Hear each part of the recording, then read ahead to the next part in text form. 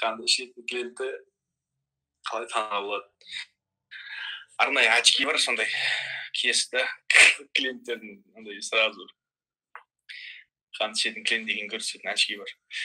Оны сөйлесу барысында білесіз ғой. Сөйлесу барысында түсінікті ғой, мысалы. Енді менің өзімнің опытымда болған нәрселерді айтайын. Олар ақшасын төледің, бітті, қашан бітеді маған четко айтып бер, қашан болады, не кіреді, не кірмейді.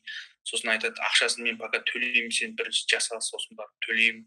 Сосын ұнаса алам, ұнамаса алмаймын. 4-5 вариант ұсынатын шығарсын, 4-5 варианттың ішінен біреуін таңдап аламын. Клиенттер болатын бар. Кішкене былай жақсы деген сияқты. Айналып қашсаңыз болады.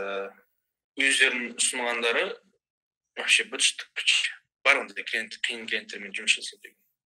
Негізі жоламай қалған жақсы. Примерно өзі тілдермен көрініп тұрады.